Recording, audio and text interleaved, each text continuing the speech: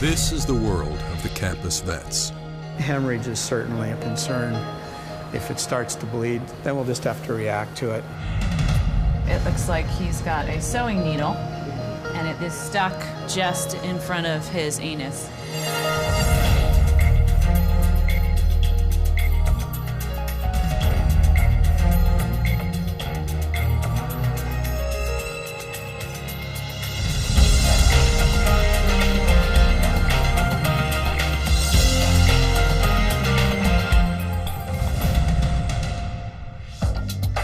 At the Western College of Veterinary Medicine, students in the teaching hospital learn to handle the medical needs of animals, from commonplace injuries to emerging new diseases. Going in to grab a golden eagle, and they are notorious for hurting you. But this eagle is so sick, he's in no shape to fly, let alone fight. Intern Dr. Alana Shrubsole has been trying to treat the bird for the last 2 months, but his condition has steadily declined. Conservation officers found the young eagle wandering in the woods, unable to eat or fly. And we couldn't find anything broken on him or any evidence of trauma or bruising. We initially were tube feeding him, and we noticed he was blind in his left eye. So he's kind of a little bit of a mystery, this guy. Now they suspect the young eagle may be blind in his right eye as well. Yeah, I have control of his legs, so you don't need to worry about that. And Heather has his head. Ophthalmology resident Dr. Carrie Bro confirms that the sick bird's blindness is now in both eyes. The next step is an ERG, or electroretinogram. Basically, this is not a test for vision, this is a test of retinal function. An ERG often requires an anesthetic to stop the bird from moving, but faculty ophthalmologist Dr. Bruce Grawn advises against this. I'm a little worried to put you anesthetized. You might lose him. The test will help determine if the retinas are the cause of the blindness, or whether there is a more serious problem behind the eagle's declining health.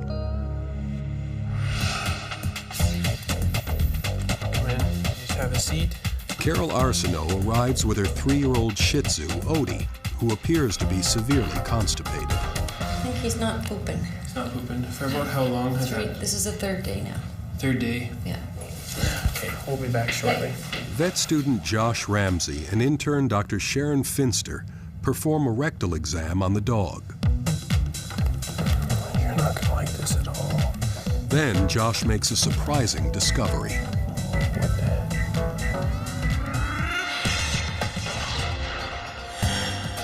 A young horse named Quake arrives at the large animal clinic. He's having breathing problems. Hi. Hi, handsome. Vet student Christine Schmetzka gets some history on the case. He was about 2 months old, and another horse kicked him in the face. Quake's owner, Carla Marshall, thinks the fractured nose is interfering with his breathing.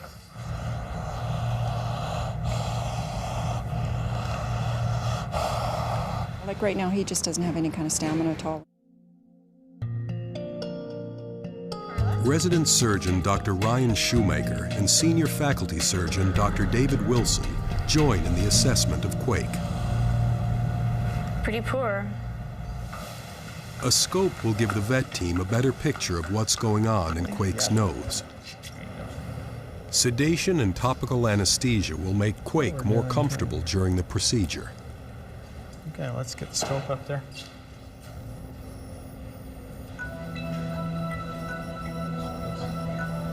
That chunk up there at the top is deviated over. So that's all caved in. Part of Quake's nasal septum is crushed and blocking one of the airways. A nasal septum is a piece of cartilage that separates both nasal cavities. But it's done this as well. So it's actually pushed over into the right side of his nasal passage. With the owner's permission, the vet team plans to surgically remove the crushed portion of Quake's septum, a surgery which is not without risks. Hemorrhage is certainly a concern. As we start to lift that bone up, if it starts to bleed, then we'll just have to react to it and get that piece off in a hurry.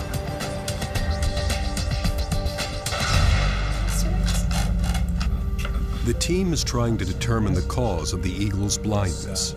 Test results show the eagle's retinas are functioning properly, which deepens the mystery. What we don't know is why he's visually impaired. Something's in his optic nerve, something's in his optic chiasm, or more likely in the back of his brain, in his visual cortex. And so there's a lot of things that can affect birds, central vision, toxins, viral diseases, nutritional diseases. A recent blood test has ruled out lead poisoning. Now, they're beginning to suspect the deadly West Nile virus. All right. Vet student Josh Ramsey makes a surprising discovery while doing a rectal exam on 3-year-old Odie. It's like a firm object that's probably, I don't know, like that in diameter. Okay, buddy. Yeah, I feel what you're feeling. It's like a paper clip, a straight paper clip that's sort of on the inside, yeah. The vet team hopes X-rays will pinpoint the problem. It looks like he's got a sewing needle, and you can actually see the eye right there. And it is stuck just in front of his anus. And it appears that it has made it successfully through his GI tract, which is kind of uncommon. Adding to the mystery is how the needle managed to travel through the gastrointestinal tract without getting lodged.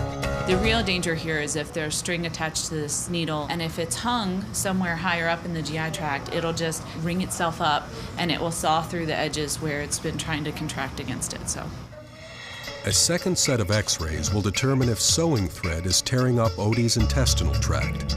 If so, the young Shih Tzu will need emergency surgery.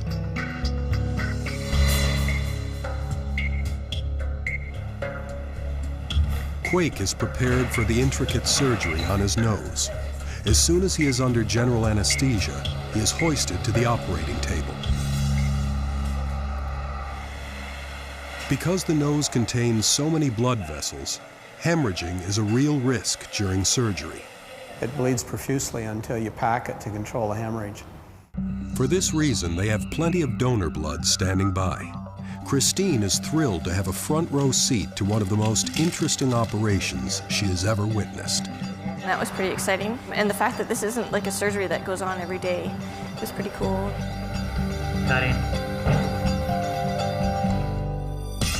Next, the delicate task of removing a sewing needle from a Shih Tzu. Oh, shoot, I can see it.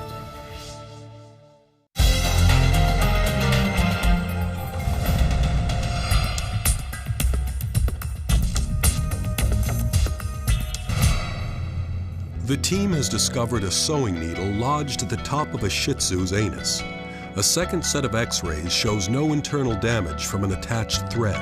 Emergency surgery is not necessary. I'm gonna put this away. all right, so we gotta go talk to Mom. Carol's husband, Morris, joins her in the exam room. Do you sew by any chance? Yeah. So it looks like he's eating a needle, and that's what we're feeling then. Holy hockey. The next step is to get the needle out. Oh, shoot, I can see it. It's right there. With only a few minutes before the anesthesia wears off, Josh must work fast. See it on here. Do you have a case number on it?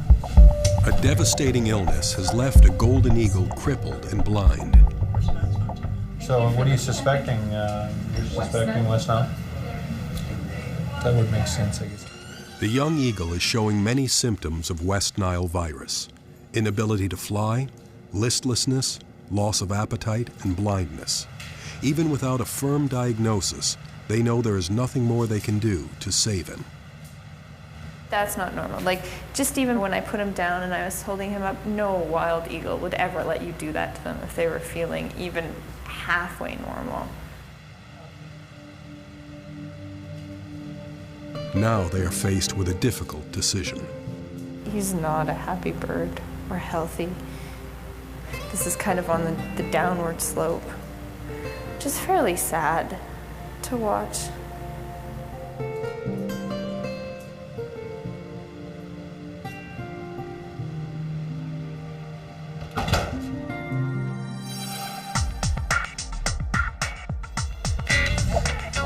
The nose job on Quake the horse is underway.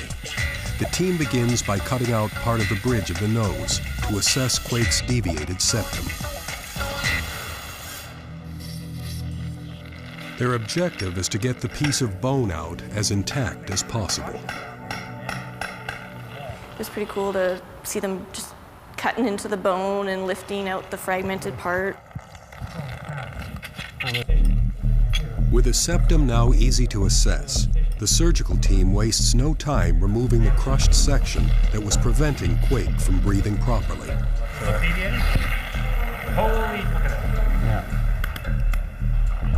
The surgery triggers extensive bleeding, but the team is well prepared. Once it starts to bleed, until you pack it, you're not going to be able to do anything to control it. So the longer it bleeds, the more blood loss you have. They manage to get the bleeding under control. Now that the crushed portion of the septum is out, the surgical team replaces the bone they removed earlier, using a metal plate to give it strength and to help it adhere to its new shape. I don't think so. Looks good. Well, let's put them back together and see what we got. It was kind of like a puzzle, you know, you just kind of cut some pieces out, and as long as you know where you need to put your instruments to prevent bleeding and to avoid nerves, and it was pretty cool.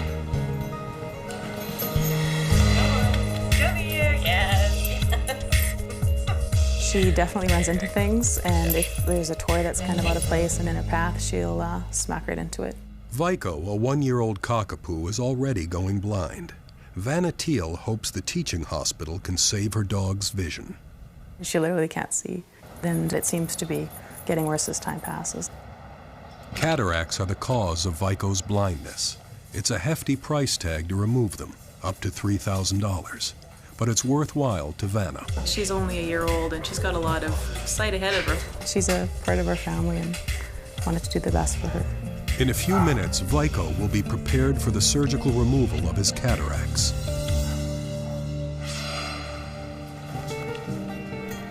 After 2 months of treatment and supportive care, the golden eagle is still deteriorating.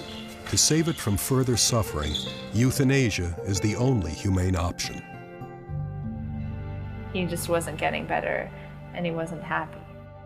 Dr. Parker always tells me that there are worse things than death, that the quality of life is not good enough, and there comes a time when you have to realize that it's in their best interest to euthanize them. They hope a post-mortem exam will determine if the young bird is infected with the West Nile virus. I guess we don't have a lot of experience with West Nile virus in eagles. Veterinary pathologist Dr. Trent Bollinger will perform the necropsy. The focus is going to be on the brain, looking for lesions to explain blindness. If it is West Nile virus, it is likely there will be inflammation of the brain. So I'm just going to take the brain out now. As soon as Dr. Bollinger removes the skull, he makes a shocking discovery.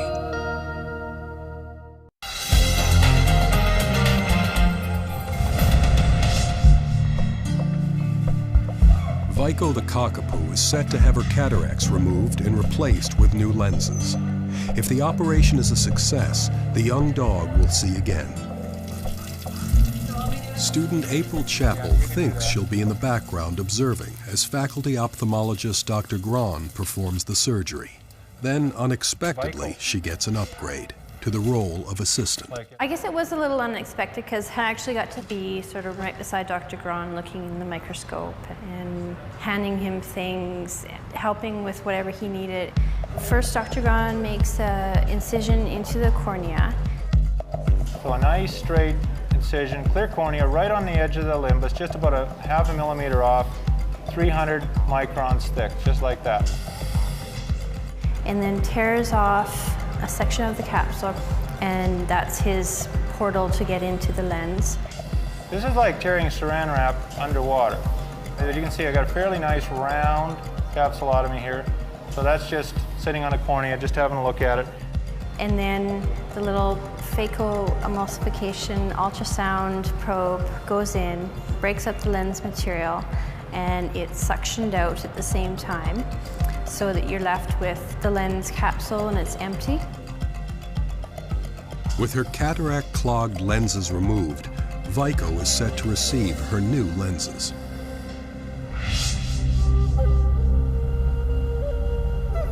This brain is supposed to be symmetrical. You see how this is probably half its normal size? Almost half the eagle's brain is missing. West Nile virus is the prime suspect in the case. Tissue samples from the brain are sent for analysis. The main thing that we'll do first is look at these tissues under the light microscope to have a better look at what the origin of these brain lesions might be. Until the lab results confirm their suspicions, what caused such drastic deterioration of the young eagle's brain remains a mystery. Minutes before the anesthesia wears off, Josh grabs a hold of the needle. A bunched up ball of thread is attached to the end of the needle. If it had been stretched out, it could have damaged Odie's intestines. How you doing, buddy? Good boy. Just woo! The vet team delivers the good news to the Arsenaults. He is needle-free. Here's the needle. And there's a little ball of red thread on the back. I figured the only thing is it must have gotten in one of his toys. I've had everything from underwear to corn cobs. We will look after you, won't we? Huh? Sure we will. Yes. Okay, Morris, we can take our baby home.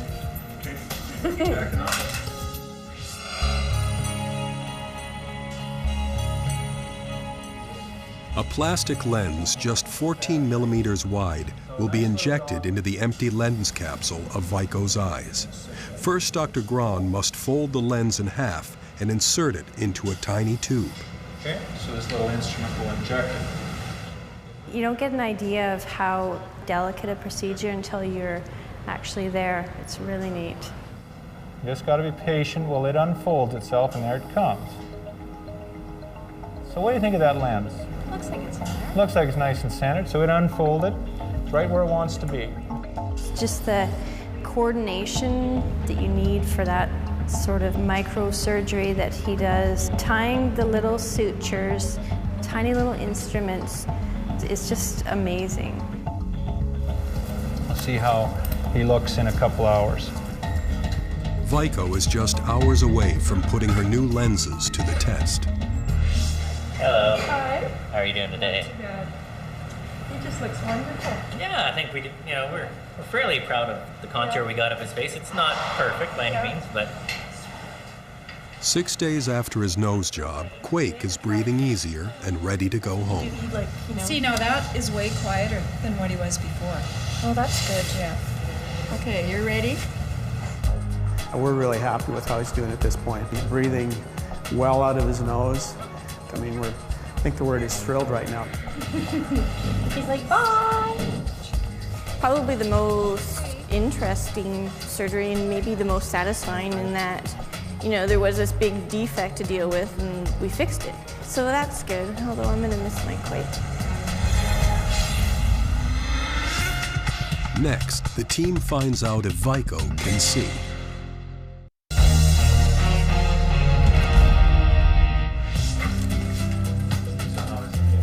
Vico the cockapoo has recovered from her cataract surgery. Dr. Grahn and his student, April, want to know if the young dog can now see. That's another thing we could do. We could maze test. Sure. If Vico can see, she'll easily maneuver around the objects the team has set up on the floor. I think you can see that he traverses that pretty nicely. Vico. yeah, you see that, don't you? That's great. Now that Vico's vision is confirmed, all that remains is sharing the good news with the dog's anxious owner. The test results of the eagle's brain are back. Veterinary pathologist Dr. Trent Bollinger now has an explanation for why half the eagle's brain was missing. This appears to be a case of West Nile virus, and the degree of tissue destruction in the brain was quite remarkable. Although there are cases where birds have survived the disease, the long-term impact of West Nile virus could be devastating. Probably where the impact might be the greatest is species that are endangered already, it would be just one more source of mortality in an already diminished population. You can't go out and vaccinate wild birds, and there's no vaccine that's been approved to work in a wild bird anyway, and there probably never will be, so there's not a lot you can do.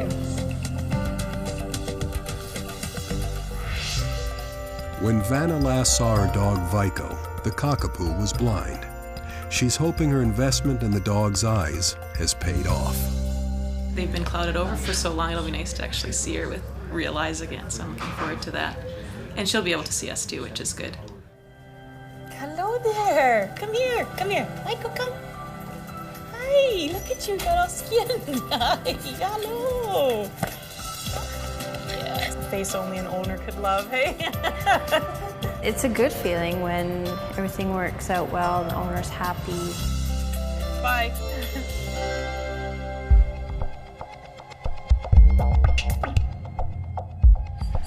There's just so many things with dog cataracts. Yeah.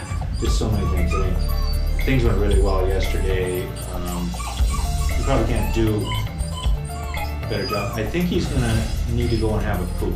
I think so, yeah. Do you want to take him out? Sure. Do you want me to film this, do you?